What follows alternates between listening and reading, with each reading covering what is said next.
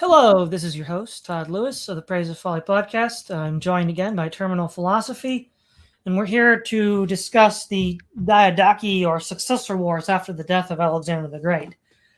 So, to begin with, I think we should start with an assessment of the broad trends that we see with the Diodachi. The first thing to realize is that despite the conflict lasting so long, it was largely inconclusive as to the results. Alexander's empire was not maintained, and it was broken up into various pieces, finally ending up in the control of three main families: the Seleucid dynasty, which controlled all of Asia, the Ptolemies, which controlled Egypt, and the Antigonids, which controlled Macedonia and Greece.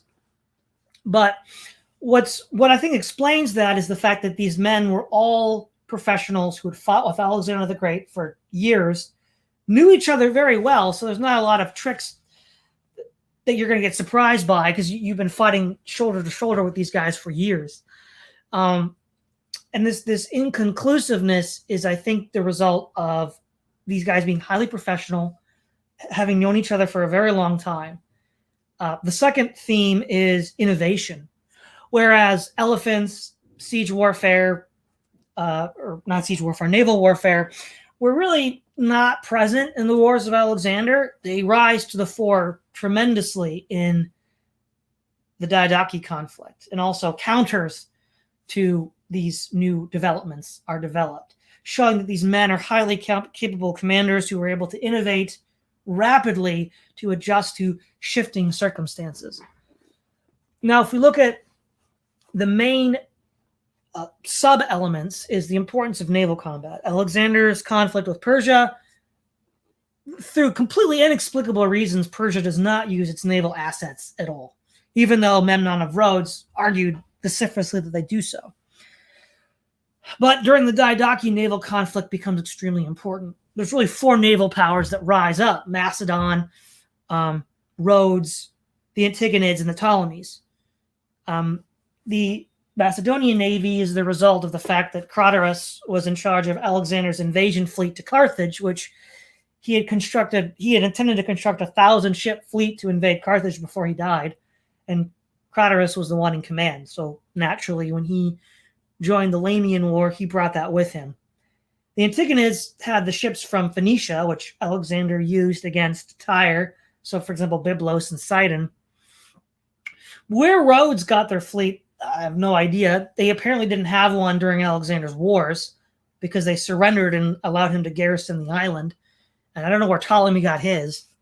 But nonetheless, by like 306, everybody's got powerful fleets patrolling the Mediterranean. And we see how victory at sea can be decisive in these conflicts. So, for example, the Lamian Wars won in 322 with victories at sea at Amorgos and Echinides. The Ptolemies are dealt a severe setback at Cyprus in 306, and Demetrius is blunted in his aggression at Rhodes in 304. Then we see treachery. Treachery is just the ubiquitous throughout this period. Perdiccas is assassinated by his own troops. Eumenes is assassinated by his own troops. Eumenes has his fleet defect to Antigonus early on in the conflict. And then lastly, elephants. We see that the rise of elephants was the result of Alexander's conflict with Pyrrhus at Hydaspes. And we see that, generally speaking, whoever has the most elephants is going to win. Antigonus, when he's mopping up the remnants of the pro-Perdiccas faction at Orcina and Cratopolis, has a majority of elephants. And then Eumenes at Periatecane and Gabini has a majority of elephants. And finally, the decisive battle of the entire conflict, Ipsus, Seleucus had a windfall where he got 500 elephants from Chandragupta and brought like 400 of them to the battle and crushed the Antigonid forces. And so we also see the development of counters to elephants at Gaza, where Ptolemy and Seleucus developed, as far as I know, the first use of caltrops, sort of iron anti-cavalry, anti-elephant devices that you scatter around the ground to stab their feet as they walk over it in conjunction with lightly armed missile troops. So we see that there's a lot of things going on. This is the big picture of military innovation, of adaptation. And I think of all the generals, the one that shows the most capacity for mastering these new arts was Demetrius. Demetrius mastered siege warfare with his Helepolis, the giant siege tower. He mastered naval warfare at Salamis. He was a competent ground commander as well. I think I would say Seleucus probably comes in a second because ultimately he was the real winner, if you could say there was a winner from the Diodachi conflict. But yeah, these are highly professional soldiers. They're maybe not genius, but they're talented, and they're willing to adapt and implement new strategies and new tactics in a very short amount of time. So what are some of your thoughts on the broad trends of the Diodachi philosophy? Right. Well, I think that's a great, executive summary, and looking at, just taking a look at the spirit of the times as far as the post-Alexander world goes. Really, the first sort of thing to address is sort of the cataclysmic, the cataclysmic zeitgeist. There wasn't much time that had passed between Alexander's death and more conflict between his generals. All of the officers under Alexander would have had to have these huge personalities, and given the nature of Macedonian conquest, and given this lack of solid and dependable politics to maintain these large territories that they had gained under Alexander, it's really no surprise that the empire fell into chaos. One thing that you mentioned is the emergence of naval warfare between the Diodachi, and this was more or less absent from Alexander's campaign, other than, of course, the siege at Tyre and some logistical related tasks off the Pakistani coast after he had battled the King Porus, and they needed some resupplying before they crossed the desert. So there were some, again, very sparse and very few naval assets were attached to Alexander's overall gains. It makes sense too, given all the Central Asian conquesting that he had gone through. Another factor you mentioned earlier too is again the presence of elephants and the wider spread use of elephants.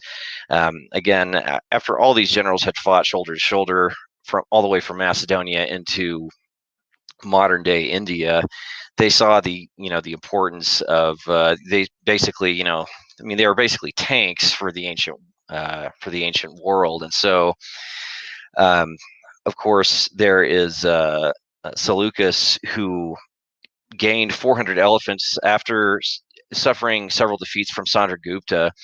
He still gained 400 elephants from Chandragupta as a way of sort of concluding conflicts between the two of them. And although the Marians did take land back from Seleucus, he ended up retaining or gaining 400 war elephants, which were crucial for him in multiple instances.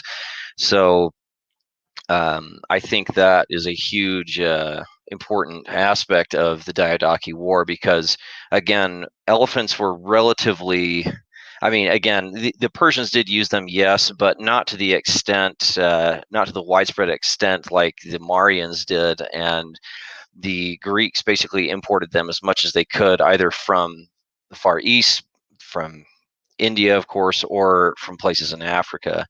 But many of these Greek generals would end up having elephants under their control. This included Ptolemy as well, and with some of these major battles with the First Diodachi War, like the battles at the Nile Delta between Perdiccas and Ptolemy. Perdiccas ended up losing some of his elephants in the Nile River to try and slow the pace of the river itself, so some of his men could cross. So you could see a mismanagement of them as well under Perdiccas. But anyways, just to wrap this point up, yeah, elephants are a huge asset throughout these wars. And then what you had mentioned earlier too with Demetrius, I actually completely agree. In sort of the reading and research for this episode, despite Demetrius's defeats at Gaza and at Rhodes, I still think he's one of the most competent commanders throughout this whole conflict. I think, obviously he learned a lot from his dad, Antigonus, but whenever he was struggling with any particular aspects of battle, for example, like at Salamis with some of his navy, he left a very competent admiral in charge. And I think, when commanders sort of concede that they have other officers under them who are more competent in a specific role on the battlefield, whenever they do that, usually in history, that ends up being that ends up playing to their advantage. So he was, very resourceful, and had a good sense of combined arms warfare, again with his construction of some of the largest siege towers ever made in history, and as well as making good use of cavalry in multiple instances. So yeah, I can definitely see Demetrius as one of the best officers throughout the entire war. Yeah, now to sort of set up the characters that we're going to meet throughout this, we see Perdiccas, who was Alexander's prime minister or chief of staff, who was designated regent of his son Alexander IV upon his death. Antipater, who was Alexander's governor of Greece, who defeated the Spartans at Megalopolis. Eumenes, who was his staff secretary. Ptolemy and Lysimachus, who were personal aides and staff officers. Seleucus, who was an officer of the training of pages. Craterus, son-in-law of Antipater. Polycepharon, Antigonus, and Cassander, all of whom were essentially divisional commanders. And then Demetrius, who was the son of Antigonus and commander of the companion cavalry. So when Alexander was on his deathbed, he basically said that he would give his kingdom to the strongest because there was no real clear heir apparent. And because he viewed himself as a kind of latter-day Achilles, he viewed the upcoming struggle for his kingdom as his funeral games. There were really two potential candidates to succeed Alexander: his half-brother Ariatius, who was essentially mad, and then his not yet born son Alexander IV. So when you have a not yet born son and a mad half-brother, that's not a good setup for the rest of it. Now, the first kind of struggle was with Perdiccas and Meleager. Perdiccas wanted to support Alexander to the letter, more or less, and Meleager's like trying to scheme around his back. And he eventually outmaneuvers Meleager and has him taken out. Perdiccas sends Roxanne and her not yet born son to Macedonia under Cassander for safekeeping because of all the people that are trying to assassinate them. And he then, in order to honor Alexander's will, he sends he's on the way to sending his coffin or body to Egypt.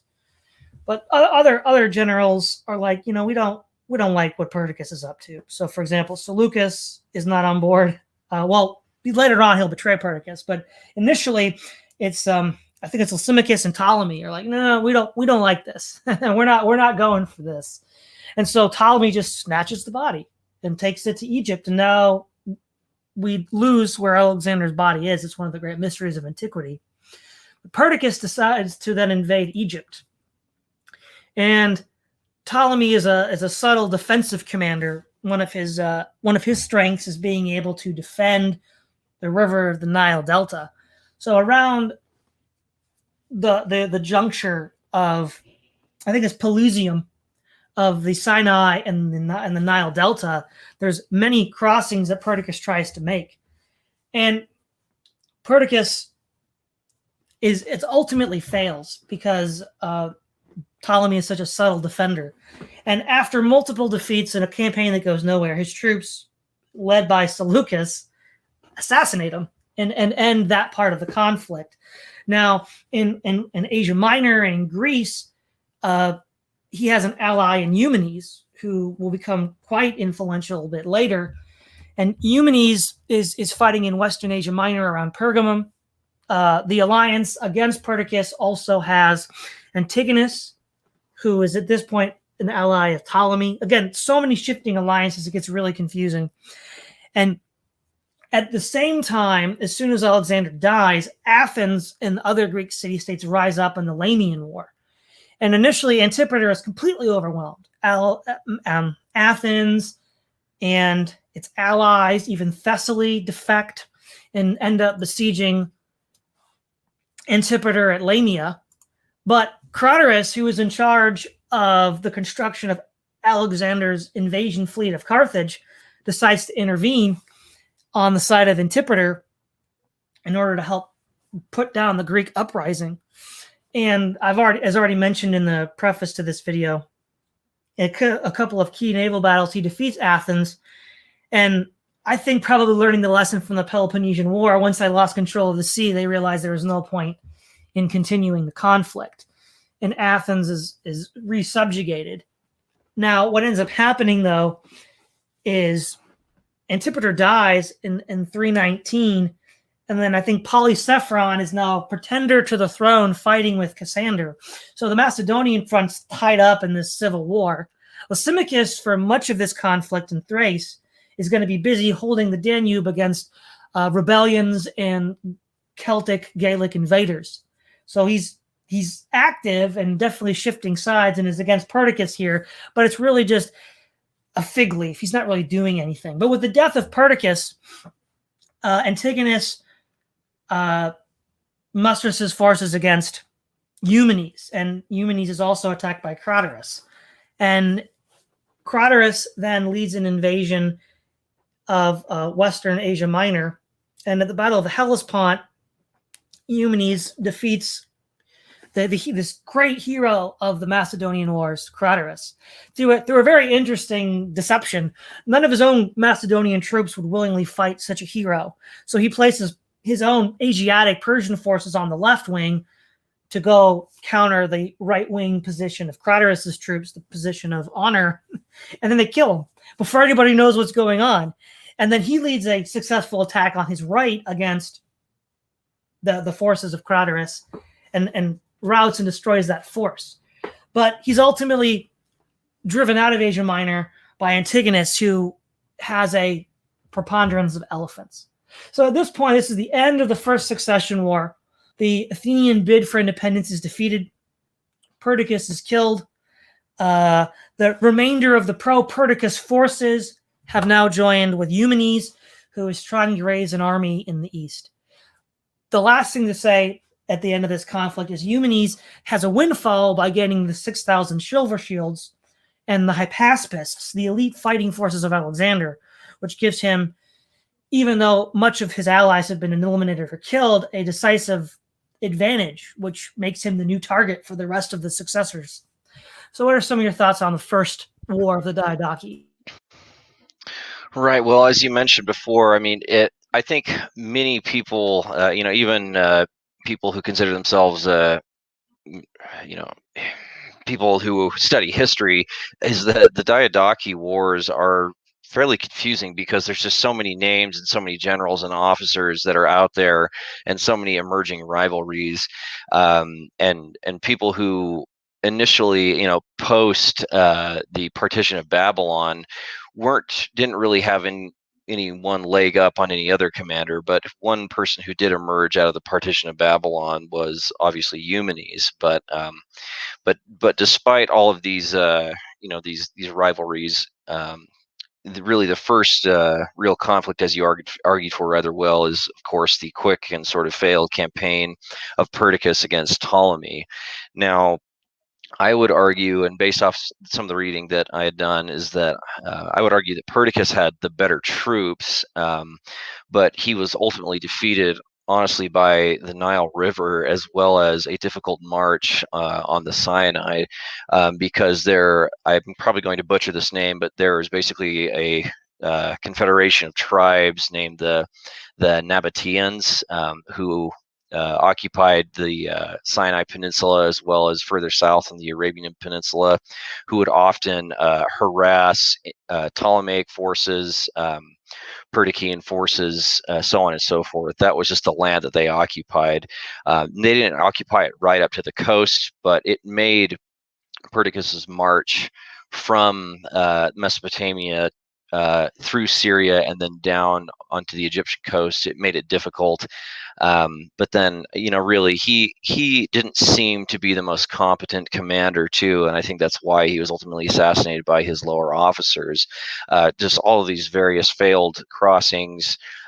His first attempt was, of course, at the what was known as like the Camel Rampart, where he was just forced into a bottleneck, and he just could not. It wasn't a good place to utilize his elephants. Of course, elephants are best used on these open plains sort of settings.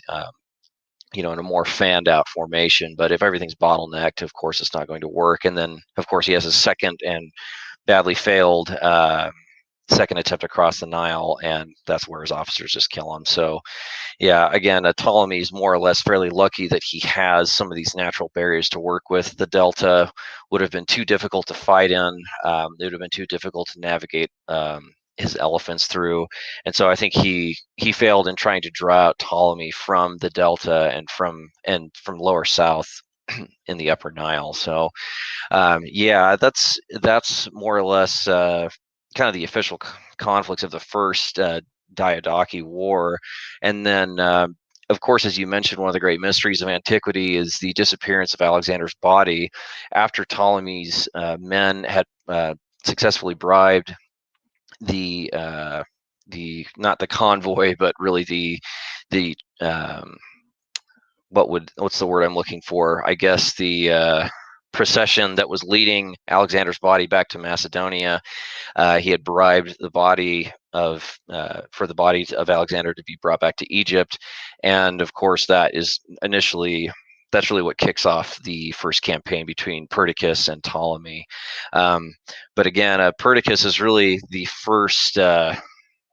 He's really the first one to go in these series of wars, and as we'll see much later on, there's only a handful of generals that survive it, but Ptolemy ends up being one of them. Well, what's interesting, just quickly about Perdiccas, is he seemed to be completely ignorant of Alexander's river crossing techniques. Alexander crossed the Jaxartes, the Oxus, and the Indus by basically crossing a wider front as possible by inflating animal skins. I don't know why he seemed to have forgotten that. He seemed to have campaigned with Alexander. The Nile seems no more difficult to cross than the Indus, but the second Diodachi War is really about the fall of Eumenes. So Eumenes has this core of elite fighters as he's gone east into Asia to raise new forces. And Antigonus pursues him east. One of the things, the first stop off is Eumenes stops off in Syria to raise a fleet to fight Antigonus. And when his fleet, possibly remnants of Alexander's invasion fleet of Carthage, they defect to Antigonus as soon as they meet up. So a bit of an inauspicious moment for Eumenes, a premonition of how his own end will come through treachery. And when Antigonus finally meets up with Eumenes at the Battle of, this one I'll butcher, Periotikani, basically Eumenes wins a tactical victory. He has a slight advantage in elephants. And the rough summary of the battle is the right flank is where Eumenes is on his end, and then Antigonus is on the right flank of his end. And they both drive away their opposing forces. But in the center, the silver shields just smash the Antigonid forces. And they withdraw in mostly good order, suffering about 4,000 casualties, so I think about 1,000 on the part of Eumenes. Both claim victory, but Eumenes is left in possession of the battlefield. He continues to march further east and is engaged again at Gabini, where, again, a relatively similar battle strategy unfolds. But this time, the fact that Antigonus breaks through the left allows him to capture the baggage train of Eumenes. And this is important because this has all of the possessions and the wives and the children of the silver shields. And they're like, oh, well, that's not good. And Antigonus is like, hey, you want your families back? You want your stuff back? Give me Eumenes. And they're like, yeah, sure. Well, they just kill him. And Antigonus is like, you guys, I don't trust you. I'm going to send you off to die in India. So they die fighting in India. And what's kind of the joke, right, is these were the men that protested against Alexander for going further east into India. And as a result of the Diodachi conflict, they end up dying in India, never seeing their homes. So it's kind of like, didn't quite work out as expected. And the other real winner of the Second Diodachi War was Cassander, who consolidated control in Macedonia and Asia Minor. And so really, a lot of this is that the last remnant of the pro-Perdiccas forces is wiped out.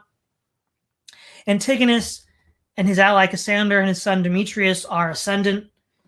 And what are some of your thoughts on the Second Diodachi War? Right. Well, as you mentioned, the two major battles of the Second Diodachi War are, I apologize in advance, but the Battle of Para-Tekeni and Gabini, where really I think you could argue that Eumenes won both of those battles. The first one, of course, both sides claimed victory, but Eumenes lost far fewer men than Antigonon, and then, of course, with Gabini, Eumenes also won. Again, he has really the silver shields and Hypaspis to thank for those victories.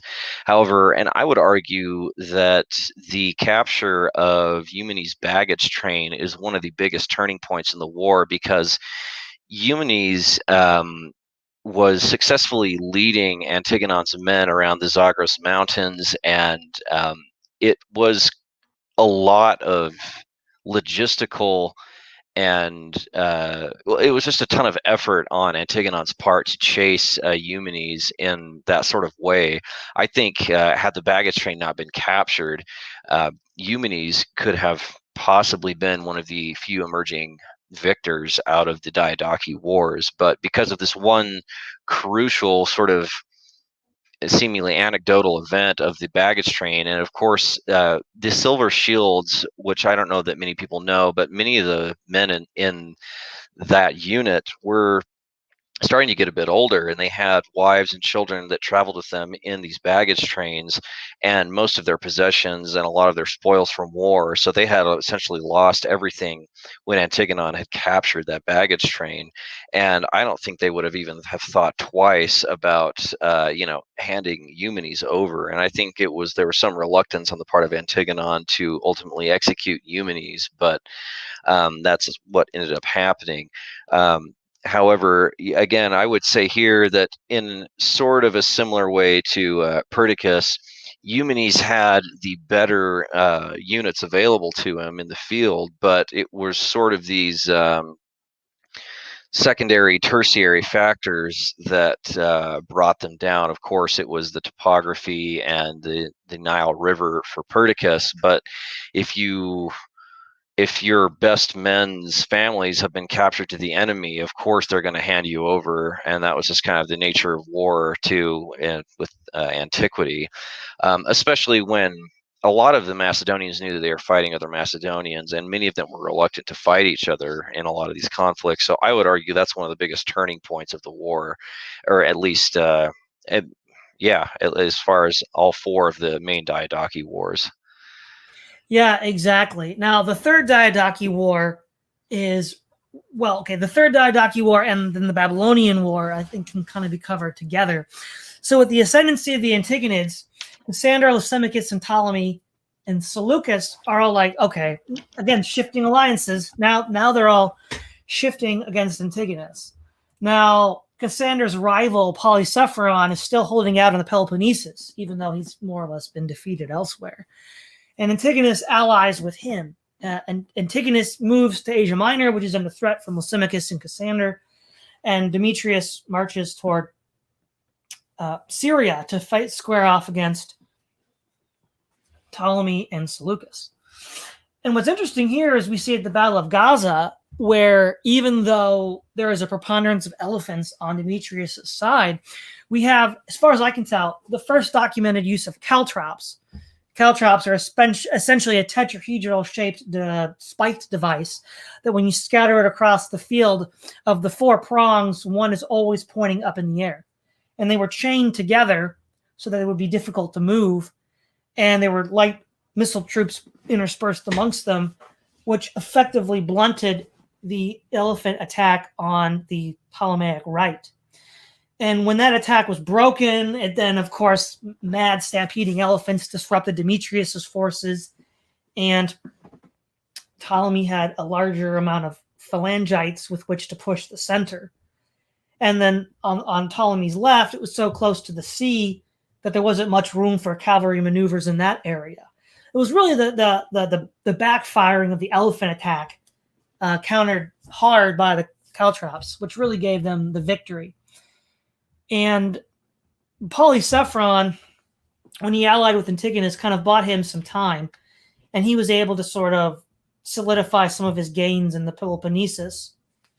And once we see the extent of the third Diodachi War, it's kind of stalled, where the Antagonists control Asia Minor, all of Asia really, except for Palestine. And we then see Seleucus doing an end run going into Babylon in around 309, 308. And the Babylonian War isn't very well attested to, but he basically takes over Babylon and threatens all of Asia, and causing Antigonus to march east yet again. And we see that it's almost like the Diodachi conflict is like a game of Hasbro's diplomacy. As soon as one guy gets too strong, everybody dogpiles him. and yeah, we're really setting it up for the final and fourth conflict of the Diodachi, which has some of the largest battles, some of the most interesting conflicts. But we'll save that for a little bit later. So, what are your thoughts on the third Diodachi War? Right. Well, with the Third Diodachi War, you basically have the emergence of Antigonus and later on his son Demetrius, basically gaining ground in Asia Minor, as well as this war in Babylon with Seleucus. Really, here you have the Battle of Gaza, which was Demetrius fighting against Ptolemy's forces, and Ptolemy. Well, it was always anticipated by Antigonus and his forces that Ptolemy would always come out of Egypt up the coast to go to places like Gaza and Tyre and Damascus and so on and so forth. These Phoenician cities and a lot of these big these centers of naval power. So that was always being anticipated. However, as you mentioned earlier, Antigonus is fighting this multi-front war with Seleucus to the east, Ptolemy to the south, dealing with harassment from again, sorry for the pronouncement here, but the Nabaeans, I think, and then of course Lysimachus as well, and he's got so much to deal with on multiple fronts.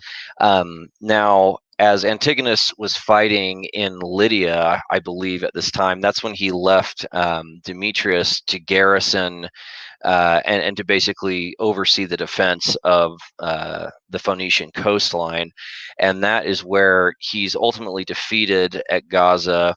Again, this is with the use of the cat traps, the caltrops, and this is where the elephants are sort of neutralized in that way, especially with caltrops and missile fire sort of combined. That just basically sent the elephant units into basically a stampede, and they basically lost their cohesion with the rest of the army. Although Demetrius lost, this sort of required return of his father to drive back Ptolemy's forces back into Egypt, and they reconquered a lot of the lost territory. Tyre and Gaza were regained under Antigonus, but it should say, again, despite the defeat, I think there's a lot of things about Demetrius that are starting to become apparent, that he's a competent commander.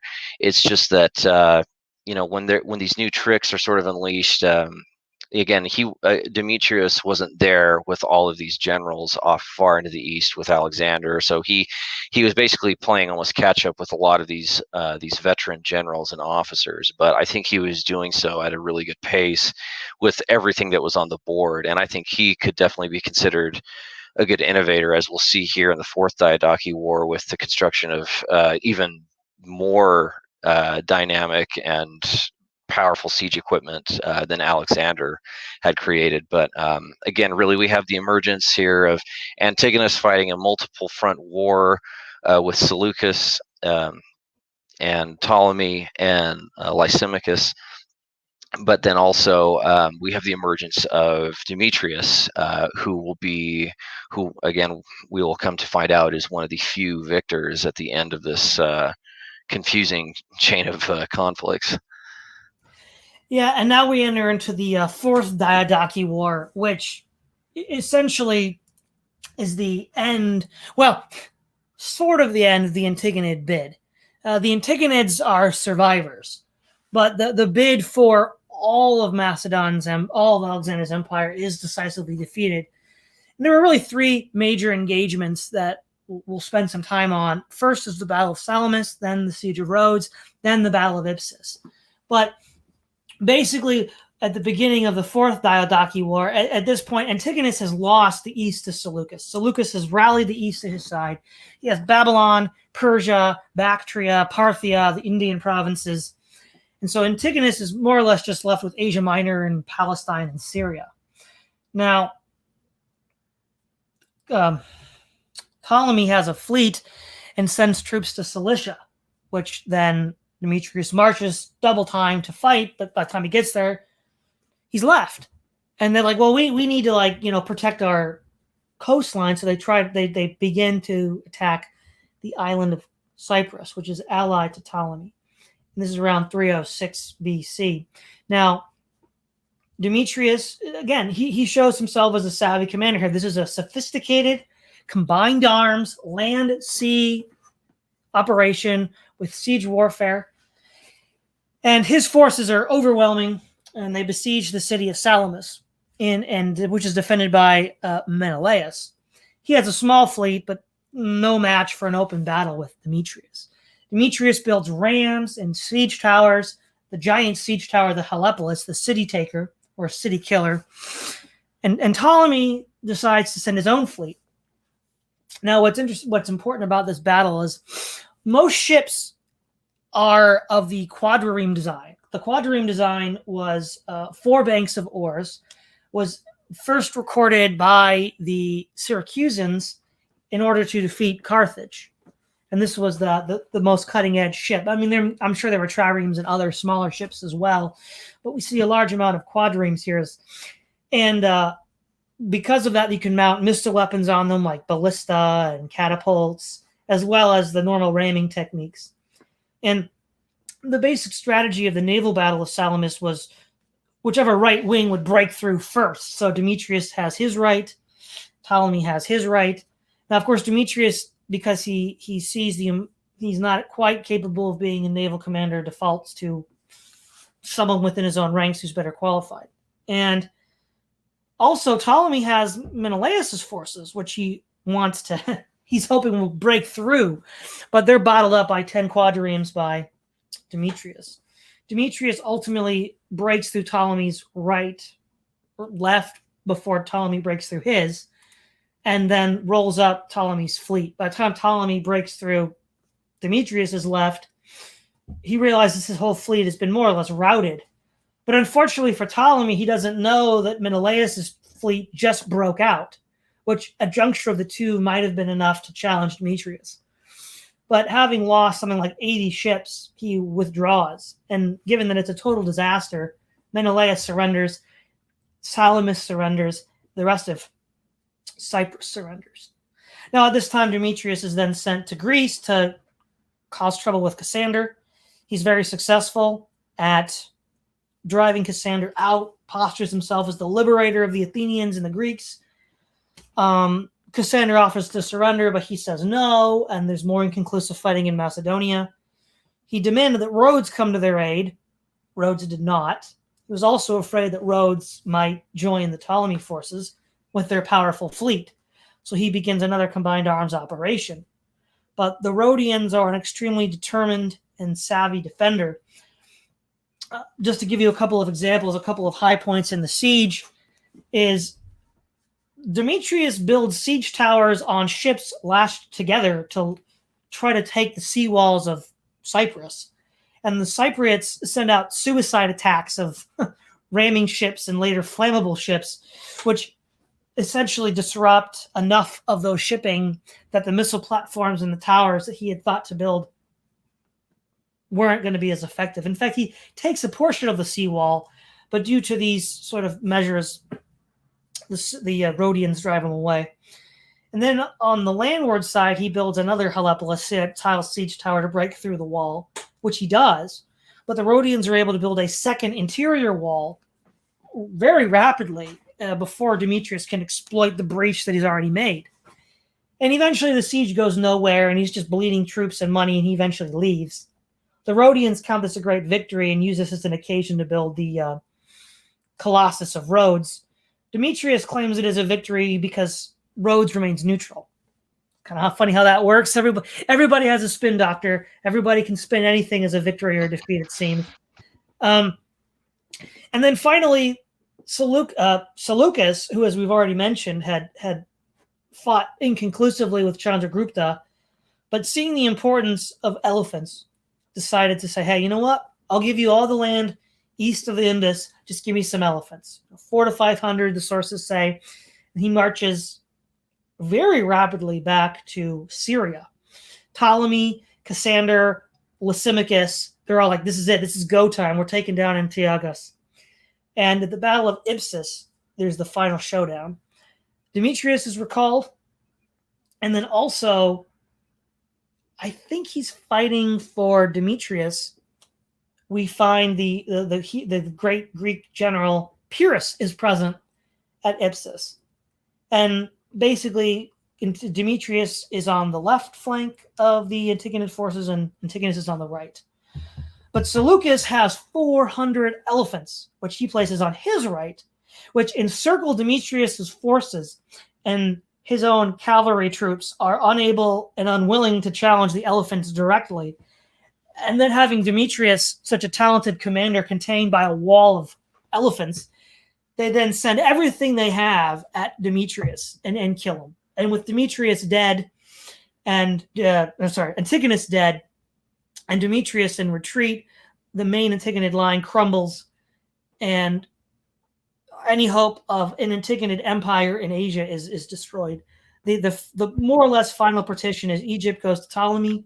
Seleucus gets all of Asia except the Ionian coast, which goes to Lysimachus, as well as Thrace. And Cassander and Demetrius are still fighting over the Balkans. That's not quite sewed up yet. But really, Ipsus is the decisive battle that determines the final outcome of the conflict. Demetrius, the survivor, is still getting away. He almost has an Alcibiades-style quality of always managing to get away. But Seleucus ends up being the general that wins the most. And I think the reason why he wins the most is he has the most elephants. There was an old Indian adage that basically elephants equal victory. Whoever has the most elephants is going to win.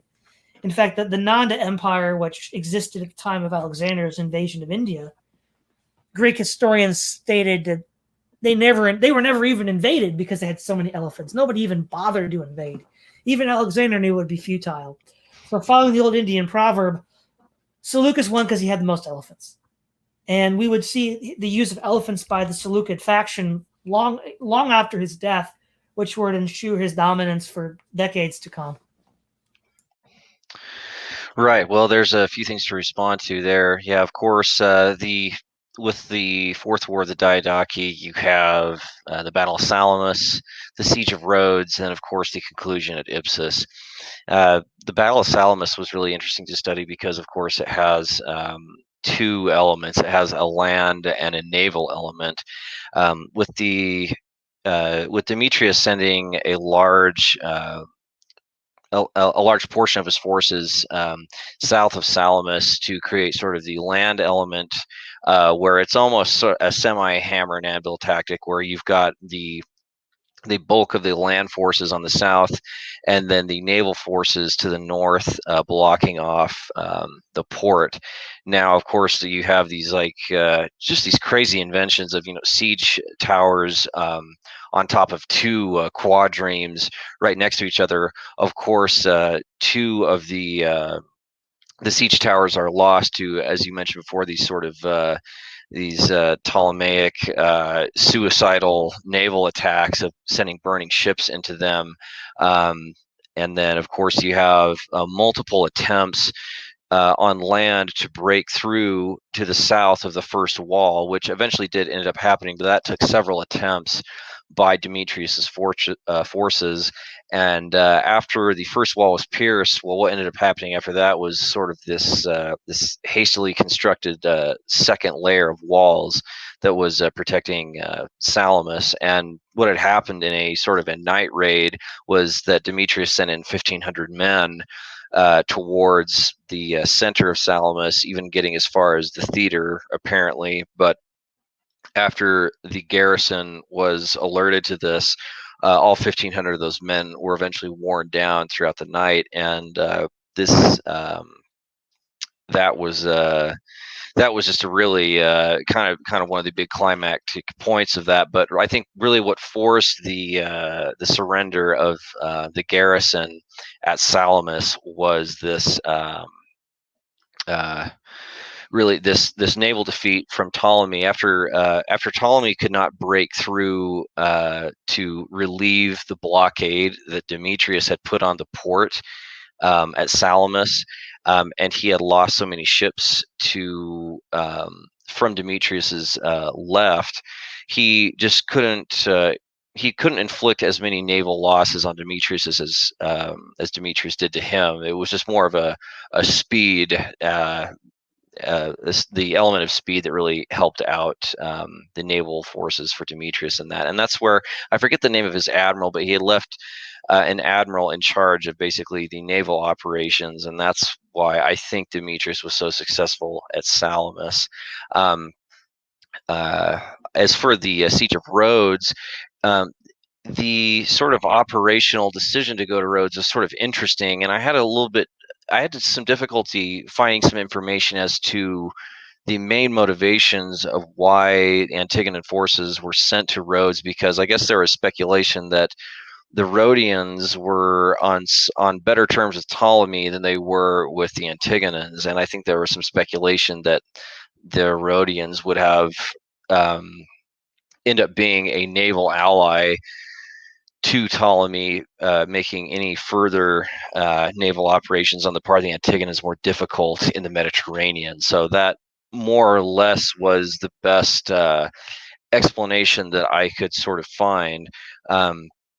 Now, with the Siege of Rhodes, that was really interesting, because again, because the land forces were so I don't know. I guess similar to Salamis, there was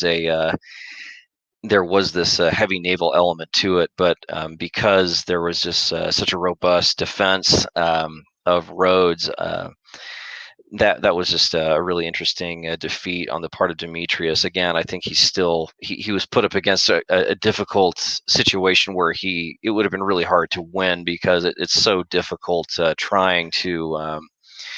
trying to go up against a garrison in that sort of way. And then, of course, with the Battle of Ipsus, that is sort of the concluding. That's really the end of Antigonan Asia Minor, because with Antigonus killed and Demetrius unable to help him, Demetrius could not have taken on. I'm trying to remember the guy's name. Sorry, Seleucus's elephants. He was basically isolated away from the main formation. He could not have bailed out Antigona and his father.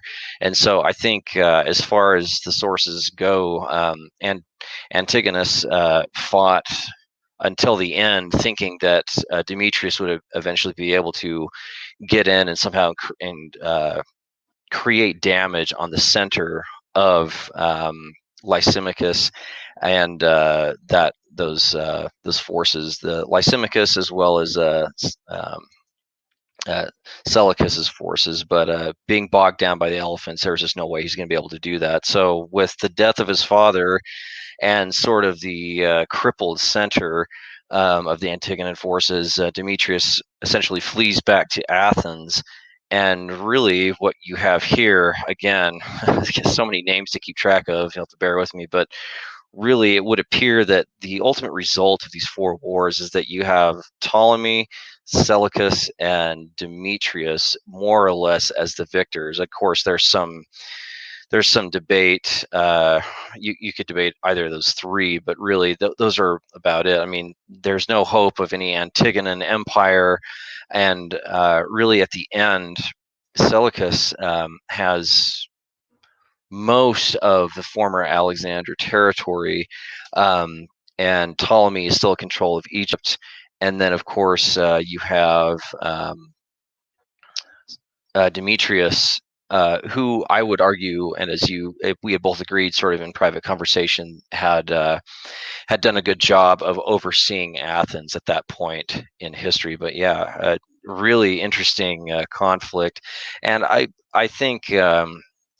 This was to be expected, just given how Alexander died so young, and it was just such a cataclysmic thing to behold. I mean, the Persian Empire is completely destroyed, and then Alexander had ambitions of campaigning towards Carthage as well as down the Arabian Peninsula. So he just had it didn't appear that he wanted to end this the riding the high of successful campaigning, and so it makes sense to me that after Alexander's death, well, of course, it was going to fall into disarray. There was no real formal system in place for a stable rule of all of this territory that had been acquired. So yeah, and this is sort of in Macedonian tradition too, because before even Philip had emerged, there was just a long history of assassinations and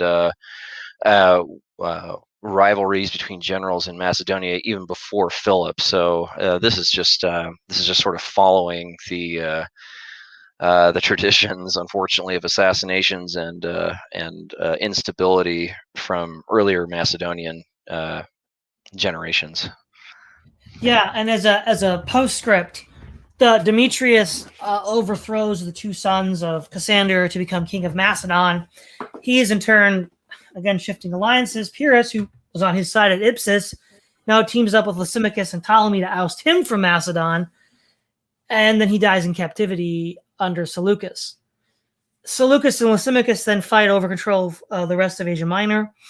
Lysimachus is defeated at the Battle of Corupedium in 281 BC. Then we see the son of Demetrius come back, Antigonus II, to take over Macedon, finally establishing the Antigonid dynasty. And then we see, with the death of Lysimachus, the gates are opened and Gauls flood in, and Antigonus II defeats the Gauls in Macedonia. And then Antiochus I, the son of Seleucus, defeats the Gauls in Asia Minor with elephants. And so by this point, all the Diodachi are dead. The 3 winners are the Antigonids in Macedonia with Antiochus II. And then we have the Seleucids, and we have the Ptolemaids. And more or less, this is how it shifts. Obviously, in the later Hellenistic age, Asia Minor has lots of minor petty kingdoms, but this is really the way it shakes out.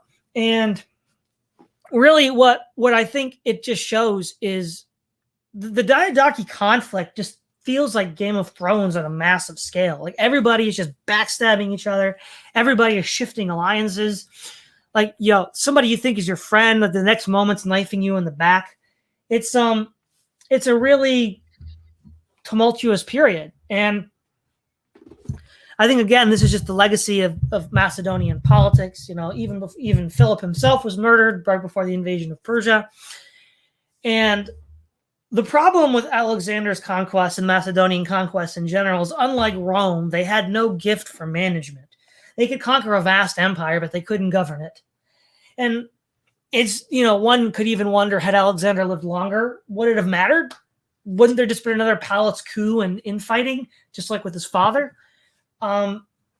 It seems likely and probable, and it certainly bedeviled the Macedonian successor states up until Rome, culminating with Caesar taking sides between Cleopatra and her brother Ptolemy VII. So it never really stopped. But yeah, that's sort of, I guess, my final take on the Diodachi conflict. Terminal philosophy. Right. Well, I think those are all great comments. Yeah, of course. At the end, you have Ptolemaic Egypt, which lasts for generations, and I think in our private conversation, I think that goes all the way up to Ptolemy the fifth, sixth, or seventh, which again sort of ends in the civil war with Cleopatra, and eventually you have contact with the Romans, but you have the Seleucid Empire, and then you have Demetrius's control of Athens, and these. I guess you could say Antigonid or Antigonan Athens, and so the Seleucids, the Ptolemaic Egypt, and Antigonan Athens really do last for several generations for themselves. And as you mentioned, there are some sort of petty kingdoms throughout Western Asia Minor, and I think Rhodes even maintained some level of independence for about as long as Ptolemaic Egypt, until the conflicts with Rome. But really, yeah, as you mentioned earlier, as we were both sort of getting at, with all of the vast territories that Alexander had gained, there was really nothing to point to within Macedonian tradition that would have led them to govern all of this occupied land. Of course, you had the Persian method of just sort of like a brutal sort of militaristic reign, where any sort of insurrections were just put down brutally, and there's plenty of instances where that did happen. But maybe in an alternate universe, you could say perhaps that maybe of all the Greek city-states who have done a better job, maybe Athens could have done a better job had they sort of taken the helm of sort of the managerial system of what would have overseen all these territories, maybe. But again, even that's difficult to say. Again, it just goes to show that in antiquity, when you destroy something like the Persian Empire, well, of course, you have this great vacuum of power, and the failure to properly oversee all this territory, that leads to something like we just discussed today with the Diodachi. But yeah, I think that's about all I have to say about that. Thanks for having me, as always. All right. Yeah. Thanks, Terminal Philosophy. And again, don't forget to like, share, and subscribe. This is Todd Lewis of the Praise of Fly podcast.